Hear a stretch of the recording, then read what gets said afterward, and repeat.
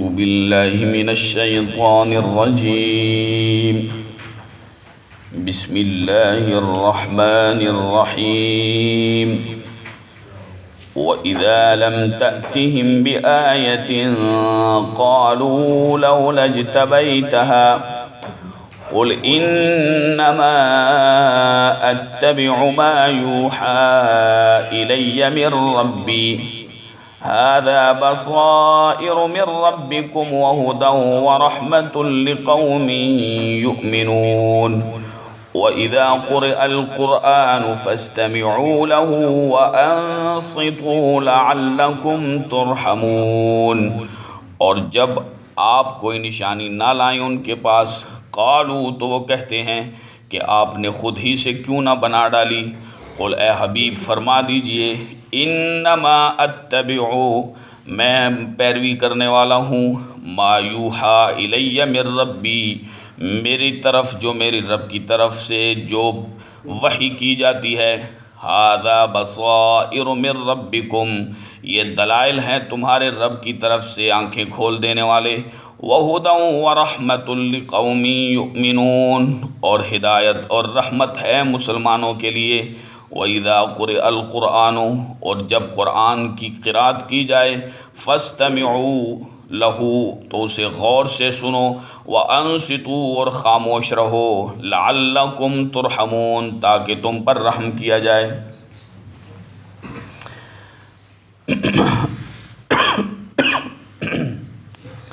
اس سے پہلی آیات میں اللہ رب ذوالجلال نے مشرکوں اور مومنین کے حوالے سے ارشاد فرمایا کہ مومن کی یہ شان ہے، متقی حضرات کی یہ شان ہے کہ جب شیطان کا ان پہ کوئی حملہ ہوتا ہے، کوئی ایسا وسوسہ اور شیطانی خیال آتا ہے، تو وہ اللہ رب ذوالجلال کے حکم کو یاد کرتے ہیں، اس کے خوف سے، اس کی مشیت سے ڈر جاتے ہیں. لیکن مشرکوں کی یہ حالت ہے کہ شیطان انہیں گمراہی میں اور کھینچتا ہے. وَإِخْوَانُهُمْ يَمُدُّونَهُمْ فِي الْغَيِّ کھینچتا ہے انہیں گمراہی میں اور اس میں کچھ کمی نہیں کرتا. وہ اس گمراہی اور سرکشی میں، شرک میں مبتلا ہوتے ہوئے اس میں مزید پختہ ہوتے جاتے ہیں، ان کے ساتھ کمی نہیں کی جاتی. جبکہ مومن کی یہ شان ہے، متقی کی یہ شان ہے، مسلمان کی، کہ وہ اپنے رب کے حکم کو یاد کر کے کہ اس کے بارے میں میرے رب کا کیا حکم ہے، تو اس جلدی سے جب وہ یاد کرتا ہے اپنے رب کے حکم کو، تو وہ شیطانی حملے کو، شیطانی وار کو سمجھ جاتا ہے کہ یہ وار شیطان کا ہے. لہٰذا وہ اپنے رب سے پناہ چاہتا ہے، اور جب رب سے پناہ چاہتا ہے تو اللہ اس کی حفاظت بھی فرماتا ہے اور اسے گناہ سے محفوظ رکھتا ہے. اس آیت مبارکہ میں اللہ رب ذوالجلال نے ارشاد فرمایا کہ جب وہ یہ بات کہیں کہ آپ نے اپنی طرف سے ہی کیوں کوئی نشانی نہیں بنا ڈالی، تو اے حبیب مکرم صلی اللہ علیہ وسلم آپ ارشاد فرمائیے کہ میں تو صرف اس کی پیروی کرتا ہوں جو میرے رب کی طرف سے میری طرف وحی کی جاتی ہے. جیسے سورہ نجم میں ہے کہ وَمَا يَنطِقُ عَنِ الْهَوَىٰ إِنْ هُوَ إِلَّا وَحْيٌ يُوحَىٰ کہ نبی کریم علیہ الصلوٰۃ والسلام اپنی خواہش سے کلام نہیں فرماتے، بلکہ جو اللہ ان پر وحی فرماتا ہے وہی بات ارشاد فرماتے ہیں. تو لہٰذا پہلے بھی یہ بات ہم عرض کر چکے کہ حدیث مبارکہ جو ہیں وہ نبی کریم علیہ الصلوٰۃ والسلام نے جو آپ کی زبان مبارک پہ جو آپ ان معانی کو اپنے الفاظ سے تعبیر کرتے ہیں، وہ بھی اللہ ہی کا حکم ہے، اللہ ہی کا فرمان ہے، اور قرآن مقدس ہی کی تفسیر ہے، تشریح ہے. اس کے بغیر قرآن کو سمجھنا ناممکن ہے، محال ہے، سمجھ ہی نہیں سکتا کوئی آدمی. ہزار چیزیں ہیں، بہت ساری ایسی چیزیں ہیں کہ جن کو سمجھا ہی نہیں جا سکتا، ان کی تفصیلات ہی نہیں موجود بغیر حدیث کے. تو اللہ رب ذوالجلال نے فرمایا کہ اس کی عظمت اور شان بیان فرمائی کہ یہ دلائل ہیں آنکھیں کھول دینے والے. بصائر، ھذا بصائر من ربکم یہ تمہارے رب کی طرف سے آنکھیں کھول دینے والی دلیلیں ہیں، بصائر ہیں، اور یہ ہدایت ہے اور رحمت ہے. وہ کون سی چیز کہ جو اللہ کی طرف سے وحی کی جاتی ہے، وہ قرآن مقدس ہے، وہ حدیث مصطفیٰ صلی اللہ علیہ وسلم ہے، کہ وہ ہدایت ہے اور رحمت بھی ہے. کن کے لیے؟ لقوم یؤمنون ان لوگوں کے لیے کہ جو ایمان رکھتے ہیں، جو ایمان لانے والے ہیں، مومنین کے لیے ہدایت اور رحمت ہے. اس کے بعد ارشاد فرمائے کہ جب قرآن مقدس کی تلاوت کی جائے تو فاستمعوا لہ، غور سے سنو اسے، وانصتوا لعلکم ترحمون، اور خاموش ہو جاؤ، انصتوا۔ یہ ایک مختلفی مسئلہ بھی ہے، اور اس کے بارے میں علم کلام کے علماء نے، ائمہ نے ارشاد فرمایا کہ یہ خالص آیت مبارکہ مقتدیوں کے حق میں نازل ہوئی ہے کہ جب وہ امام کے پیچھے کھڑے ہوں تو اس وقت خاموش رہیں، تلاوت نہ کریں، اور یہی احناف کا مسلک ہے، اور اسی آیت مبارکہ سے یہ چیز ثابت ہے بڑی واضح انداز سے۔ تو امام کے پیچھے نماز تلاوت کرنا یہ درست نہیں ہے، جیسے کہ حدیث مبارک میں آیا ہے کہ فقراءۃ الامام قراءۃ لہ، کہ امام کی قرات مقتدی کی قرات ہے۔ جب امام نے قرات کر دی تو یہی سمجھے کہ مقتدی کی قرات ہے۔ یہ حدیث کتابوں میں بہت ساری یہ تمام چیزیں موجود ہیں۔ تو قرات کرنا قرآن مقدس کی، یہ جب بھی تلاوت کی جاتی ہے تو اسے سننا غور سے، یہ ضروری ہے، واجب ہے کہ جب قرآن پڑھا جائے تو اب اکثر جو ہے وہ ایسے بھی ہوتا ہے کہ جب تبارک الذی وغیرہ یا کوئی ختم پڑھا جاتا ہے، قل یا ایھا الکافرون اور دیگر قل پڑھے جاتے ہیں تو ان کے ساتھ لوگ دہراتے ہیں، تو خاموشی سے سننا چاہیے وہ اس آیت مبارکہ پر عمل کرتے ہوئے بھی۔ جناب حضرت عبداللہ بن مسعود رضی اللہ تعالیٰ عنہ سے آپ سے روایت ہے کہ آپ نماز پڑھا رہے تھے، بہت جلیل القدر صحابی ہیں، بہت جلیل القدر صحابی ہیں، آپ کی پنڈلیاں مبارک، اب ضمناً ایک بات آ گئی آپ کے فضائل میں سے کہ آپ کی پنڈلیاں جو تھی وہ بڑی کمزور سوکھی ہوئی تھی، یعنی بہت موٹی نہیں تھی۔ تو اللہ اکبر کبیرہ، صحابہ کرام رضوان اللہ تعالی علیہم اجمعین ان سے خوش طبی فرمائی، تو نبی کریم علیہ الصلوۃ والسلام نے فرمایا کہ قیامت کے دن لوگوں کے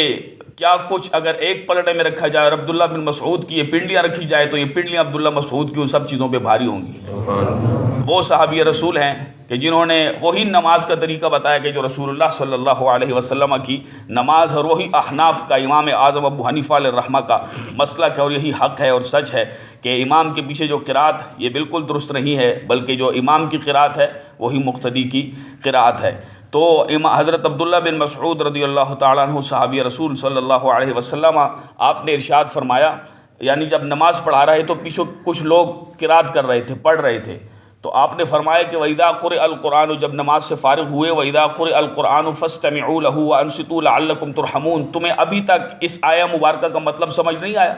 کہ جب قرآن پڑھا جا رہا ہو تو پھر جو ہے وہ خاموش رہنا چاہیے، بہت انتہائی غور سے، فَاسْتَمِعُوا لَهُ، غور سے سنو قرآن کو، وَأَنصِتُوا لَعَلَّكُمْ تُرْحَمُونَ،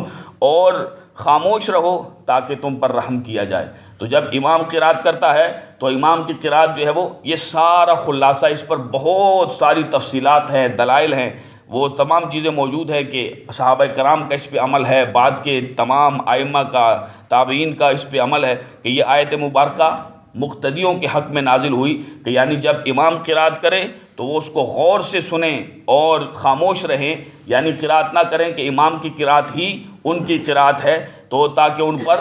لعلکم ترحمون، تاکہ تم پر رحم کیا جائے۔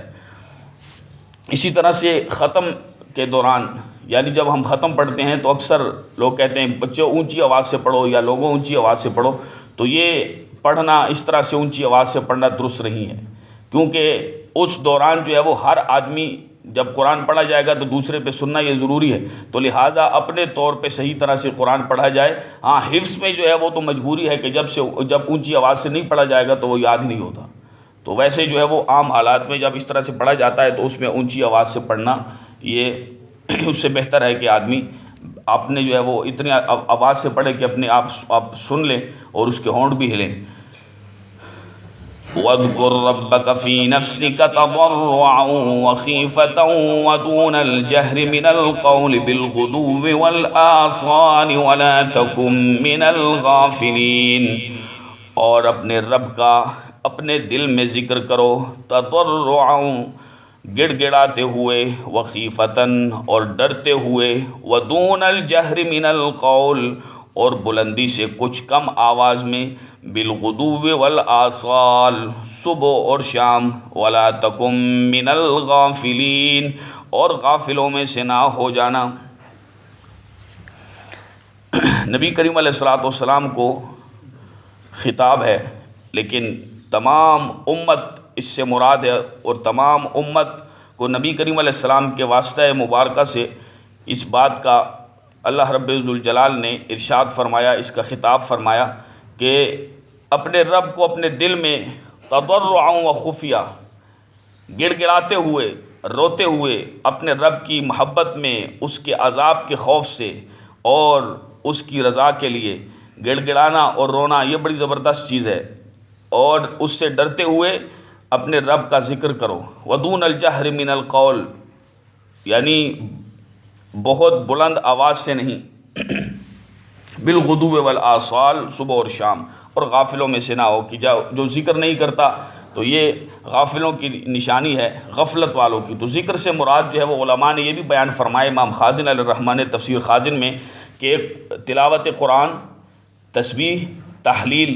یہ بھی تمام اذکار میں آ جاتے ہیں، یعنی ذکر میں آ جاتے ہیں۔ ذکر سے مراد تلاوت قرآن، تسبیح، اور تسبیح سے مراد سبحان اللہ، تحلیل سے مراد لا الہ الا اللہ، اور تحمید سے مراد الحمدللہ، یعنی تسبیح و تحلیل اور تلاوت قرآن یہ بھی ذکر میں آ جاتے ہیں۔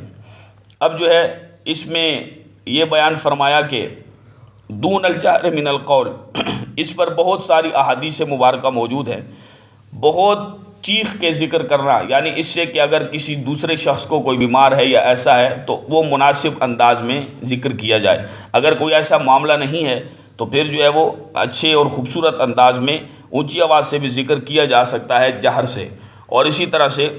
نماز کے بعد بھی جو ہے وہ ذکر کرنا، جو فرض نماز کے بعد ہے وہ بھی اتنی جو ہے وہ مناسب انداز میں ہو کہ اس میں اگر دیگر لوگ نماز پڑھ رہے ہیں تو ان کی نماز میں خلل نہ آئے۔ ویسے تو نماز میں جو ہے وہ تقریباً ایسا کچھ ہوتا نہیں ہے، لیکن بعض لوگوں کی نماز میں خلل اگر آ جائے تو اس میں جو ہے، لیکن ذکر کو نہیں روکنا چاہیے، کیونکہ فرمایا گیا اگر اس کے متعلق مستحب ہے، فرض واجب نہیں ہے، مستحب ہے، اچھا کام ہے،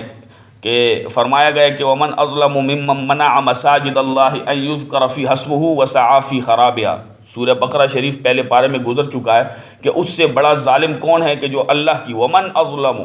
اس سے بڑا ظالم کون ہے کہ جو اللہ کی مساجد میں اللہ کے ذکر کو روکتا ہے، اور وسعی فی خرابہا، اور مسجدوں میں خرابی پیدا کرتا ہے، کوشش کرتا ہے خرابی پیدا کرنے کی، تو اس سے بڑا ظالم کون ہے؟ لہذا ذکر سے نہیں روکنا چاہیے، اور نہ اس پہ شور و واویلا اس قسم کے یہ تماشے کھڑے کرنے چاہیے۔ بعض سادے لوگ اس قسم کے کام کرتے ہیں، ہم نے بھی دیکھا ہے، اللہ ان کو ہدایت نصیب فرمائے۔ تو فرمایا کہ بالغدو والآصال، صبح و شام۔ اب طلوع فجر سے لے کر طلوع آفتاب تک نفل عبادت جو ہے یہ ممنوع ہے، اور اسی طرح سے عصر کے بعد سے لے کر غروب آفتاب تک نفل عبادت، نوافل پڑھنا یہ ممنوع ہیں، لیکن ذکر کرنا اس میں مستحب قرار دیا گیا ہے کہ اپنے رب کا ذکر کرو بالغدو والآصال، صبح اور شام۔ یعنی صبح تو اس لیے ایک وجہ یہ ہے کہ جب آدمی صبح کے وقت اٹھتا ہے تو اٹھتے ساتھ ہی وہ جب ذکر میں لگ جائے، یعنی وضو کرے، سارا معاملات، اس کے بعد سب سے پہلا کام ہی وہ اللہ کے ذکر میں مشغول ہو جائے، تلاوت میں، اللہ کے جو ہے وہ تسبیح میں، اللہ کی پاکی بیان کرنے میں، اس کی تعریف اور اس کے شکر میں وہ اس کا ذکر کرنے لگ جائے، تو جو ہی اٹھے گا تو اس کی ابتدا ہی جو ہے وہ ذکر سے ہوگی۔ اور اسی طرح سے کہ جب رات سونے لگے تو اس وقت بھی وہ ذکر کرے، کہ جب وہ ذکر کر کے سوئے گا، اور کیونکہ نیند جو ہے یہ موت کی قسم خفیف ہے، ایک قسم کی موت ہی ہے، آدمی کو کسی چیز کا بھی علم نہیں ہوتا، اور یہ اللہ ہی ہے کہ دوبارہ زندگی دیتا ہے، صبح اٹھاتا ہے، یہ اللہ کی شان ہے، یہ اللہ کی قدرت ہے، اس پہ شکر کرنا چاہیے۔ اور اسی طرح سے کہ اگر سوتے ہوئے آدمی کا انتقال ہو جائے تو قیامت کے دن ذکر کرتا ہوا ہی اٹھایا جائے گا۔ دوسری وجہ یہ ہے کہ جو اس پر مفسرین نے اس کو بیان فرمایا ہے کہ یہ چونکہ ممنوع اوقات ہیں، تو ممنوع اوقات میں جو ہے وہ آدمی اطاعت میں اور قربت سے نہ نکلے، یعنی اگرچہ نفل ان اوقات میں منع ہے، جب تک سورج طلوع نہ ہو جائے اس تک، کیونکہ اس کے بعد جو ہے وہ نفلی نمازیں ہیں، اشراق ہے، چاشت ہے، لیکن طلوع ہونے تک، طلوع آفتاب تک اور غروب کے وقت میں ان میں نفل پڑھنا مکروہ ہے اور منع ہے۔ لہٰذا جب آدمی نفل نہیں پڑھے گا تو ذکر دیگر جو ہے تلاوت قرآن تسبیحات وغیرہ یہ کرے گا تو یہ مستحب ہے، ذکر سے نہیں نکلے گا، یعنی کسی لمحے غافل نہیں ہوگا، تو لہٰذا صبح و شام اللہ کا ذکر کرنے سے، یہ بات بھی مفسرین نے بیان فرمائی ہے کہ آدمی اطاعت سے اور قربت سے نہیں نکلتا، خالی نہیں ہوتا۔ اور ولا تکم من الغافلین، فرمایا کہ غافلوں میں سے نہ ہونا، کہ وہ فرمایا حضرت سلطان باہو حضرت سلطان العارفین نے کہ ایک دم غافل 100 دم کافر۔ تو یہ غفلت جو ہے یہ بڑی تباہی کی چیز ہے، فرمایا کہ قیامت قریب ہے اور لوگ غفلت میں پڑے ہوئے ہیں، تو یہ غفلت یہ بہت تباہی کی چیز ہے۔ اللہ ہم سب کو جو ہے وہ بیدار مغز اور بیدار رہنے کی توفیق نصیب فرمائے، غفلت اور جہالت سے ہمیں ہماری نسلوں کو اپنی حفظ و امان نصیب فرمائے۔ ان الذين عند ربك لا يستكبرون عن عبادته ويسبحونه وله يسجدون، بے شک وہ اپنے رب کے پاس ہیں، لا يستكبرون عن عبادته، وہ اپنے رب کی عبادت سے تکبر نہیں کرتے، وَيُسَبِّحُونَهُ، اور وہ اس کی پاکی بیان کرتے ہیں، وَلَهُ يَسْجُدُونَ، اور وہ اسی ہی کو سجدہ کرتے ہیں۔ الحمدللہ یہ سورہ اعراف کی آخری اور 206 نمبر آیت ہے، اور یہی جو ہے وہ سجدہ کی پہلی آیت ہے۔ قرآن مقدس میں جو 14 سجدے ہیں ان میں یہ پہلی آیت ہے اور یہ پہلا مقام ہے۔ تو اس میں اللہ رب ذوالجلال نے فرشتے جو کہ شہوت سے، کھانے پینے سے، شادی سے، نکاح و معاملات سے، ان سب سے تمام چیزوں سے پاک ہیں، وہ فقط اسی کی عبادت اور اس کی تسبیح میں مشغول ہیں۔ وہ ایسی نورانی مخلوق ہے، اللہ اکبر، کہ اللہ نے فرمایا ان الذین عند ربک، وہ اپنے رب کے پاس ہے، لا یستکبرون عن عبادتہ، جیسے بندے ٹیڑے ہو جاتے ہیں وہ بتوں کی عبادتیں کرتے ہیں، لا یستکبرون عن عبادتہ، وہ فرشتے جو میری مخلوق ہے، نورانی مخلوق، وہ میری عبادت سے تکبر نہیں کرتے، وہ عاجزی سے میری عبادت کرتے ہیں، وہ تسبیح بیان کرتے ہیں، وَيُسَبِّحُونَهُ، اور وہ تسبیح پاکی بیان کرتے ہیں اللہ کی، کہ وہی ہے کہ جو پاک ہے، سبحان اللہ، وَلَهُ يَسْجُدُونَ، اور فرمائے کہ وہ اسی کو سجدہ کرتے ہیں۔ اب یہ آیت سجدہ ہے،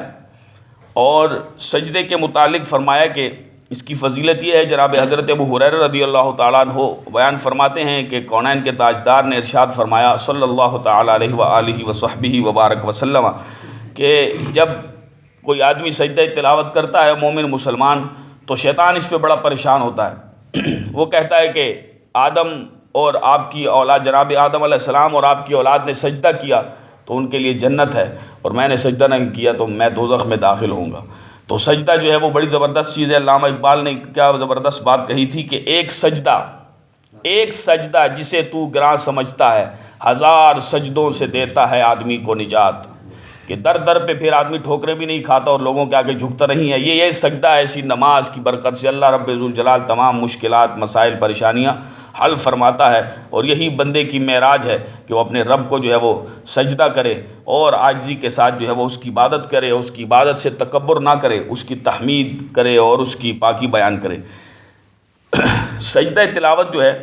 اس کا طریقہ بھی بیان کرتے ہیں، لیکن کچھ مسائل کے حوالے سے اس پہ بہت ساری اس پہ بھی تفصیلات ہیں۔ بہرحال جب یہ آیت مبارکہ پڑھی جائے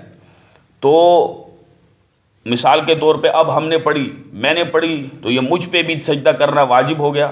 اور آپ نے بھی سنا، اگرچہ آپ کو معلوم ہے کہ یہ آیت سجدہ ہے، آپ نے قصد سے سنا کسی ارادے سے، یا بلا قصد سنا بغیر ارادے کے، تو دونوں صورتوں میں پڑھنے والے پر بھی اور سننے والے دونوں پر جو ہے وہ سجدہ تلاوت واجب ہو جائے گا، اور اس کو ادا کرنا ضروری ہے۔ اسی طرح سے چونکہ واجب ہے تو جو آدمی اس کو اگر ادا نہیں کیا جائے گا تو یہ بہت زیادہ گناہگاری ہے۔ دوسری بات یہ ہے کہ جب آیت تلاوت کی جائے تو اس میں پڑھنے والا اگر آس پاس میں اتنا شور ہو کہ جو پاس قریب کوئی بیٹھا ہے تو وہ اگر شور نہ ہو تو سن سکے، شور نہ ہو تو سن سکے، لیکن شور ہے وہ سن نہیں سکا، تو تب بھی سننے والے پر، یعنی جو قریب میں بیٹھا ہے، وہ اس پر سجدہ تلاوت یہ واجب ہو جائے گا۔ اور اسی طرح سے سجدہ تلاوت کی جو ایک یہ ہے کہ سجدہ کسی پر واجب نہ ہو، تلاوت کے دوران آدمی اس آیت پہ آ کے خاموش ہو جائے اور آرام سے پڑھے، تو یہ کرنا مکروہ ہے، یہ عمل درست نہیں ہے کہ یعنی اگلا بھی سنے گا تو اس پہ واجب ہو جائے گا۔ سجدہ آدمی کو وضو کر کے سجدہ کر دینا چاہیے، اس میں تو کوئی ایسی حرج کی بات نہیں ہے، سعادت ہے، فضیلت ہے۔ تو اسی طرح سے سجدہ تلاوت کا یہ طریقہ ہے کہ جب کوئی آیت مبارکہ پڑھی جاتی ہے اور اس میں سجدہ آدمی کو جو ہے وہ واجب ہو جائے، تو اس صورت میں اس میں تکبیر تحریمہ، ہاتھ اٹھانا وغیرہ یہ کچھ بھی نہیں ہے، یعنی کھڑا ہو جائے یہ مستحب ہے، اور ڈائریکٹ اللہ اکبر کہتا ہوا سجدے میں چلا جائے، 3 مرتبہ سبحان ربی الاعلیٰ پڑھے اور پھر اسی طرح سے کھڑا ہو جائے۔ تو یہ دونوں قیام، یعنی پہلے سجدے سے پہلے اور سجدہ کرنے کے بعد، یہ دونوں مستحب ہیں، اچھے عمل ہیں۔ اور اسی طرح سے اس میں نہ سلام ہے نہ تشہد ہے، تحیات۔ بعض لوگ سجدہ کرتے ہیں اور پھر سلام بھی پھیرتے ہیں، یہ طریقہ درست نہیں ہے، بلکہ سجدے کا یہ طریقہ ہی نہیں جو سجدہ تلاوت ہے، یعنی قرآن مقدس کی وہ آیات کی جہاں پہ یہ لفظ آ جاتے ہیں۔ تو اسی طرح سے یہ طریقہ ہے، یعنی کھڑے ہو جائیں آدمی، اللہ اکبر کہہ کے ڈائریکٹ بغیر ہاتھ جو ہے وہ کانوں تک لے جائے، اس میں وہ ایسا کچھ وہ نہیں ہے۔ تو طریقہ اس کا یہ ہے کہ ڈائریکٹ سجدے میں چلے جائیں، 3 مرتبہ سبحان ربی الاعلیٰ، اور پھر جو ہے وہ اسی سے واپس کھڑے ہو جائیں، تو مستحب ہے، بیٹھ جائیں تو اس میں کچھ نہیں، لیکن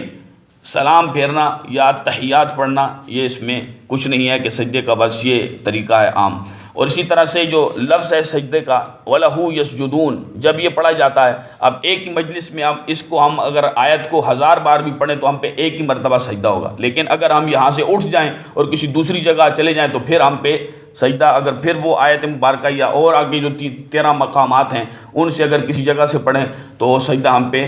واجب ہو جائے گا۔ یعنی ایک مجلس میں اگر آدمی بیٹھا رہے تو جتنی مرتبہ اس آیت مبارکہ کو پڑھے جس سے سجدہ تلاوت واجب ہو جاتا ہے، تو اس میں ایک ہی مرتبہ سجدہ ہوگا، لیکن جب اس ایک جگہ سے ایک مجلس سے اٹھ گئے تو پھر جو ہے وہ اس پہ نیا جو ہے وہ دوسرا اگلا جو ہے وہ سجدہ ہو جائے گا۔ جو مقامات بدلتے جائیں گے، جتنی مرتبہ صبح تلاوت کی اسی آیت مبارکہ کی، شام کو کی، دوپہر کے وقت کی، دن کے وقت کی، جس وقت بھی کی، لیکن مجلس بدلتی گئی تو تلاوت سجدہ جو ہے وہ تلاوت واجب ہوتا جائے گا۔ اسی طرح سے جو سجدہ تلاوت میں جو لفظ ہے سجدہ کے حوالے سے کہ وہ سجدہ کرتے ہیں اللہ کو، اگر قرآن مقدس کے ہی ان موتیوں کو پڑھا جائے، یعنی یہ جو مبارک الفاظ ہیں ان کو ہی پڑھا جائے تو اس سے بھی تو سجدہ آ جاتا ہے، لیکن اگر فارسی میں یعنی اس کے ترجمے میں،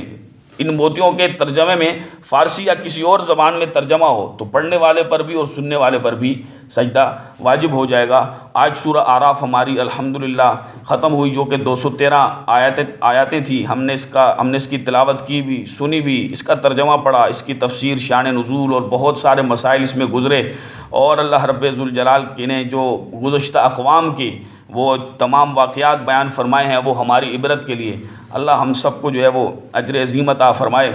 اور قرآن مقدس سے جڑے رہنے اور مضبوط سے مضبوط تر تعلق بنانے کی توفیق نصیب فرمائے۔ اور کسی قسم کی انسان ہیں، ہم عاجز ہیں اور کمزور ہیں، ناقص ہیں، ہمارا علم بھی اتنا پختہ نہیں ہے، لیکن اس کی بارگاہ میں اسی سے طلب کریں گے کہ وہ اپنی رحمت، اس کی بڑی وسیع ہے، ہمارے گناہ بہت کم ہیں، اگر کوئی غلطی ہو گئی تو وہ ہمیں معافی عطا فرمائے۔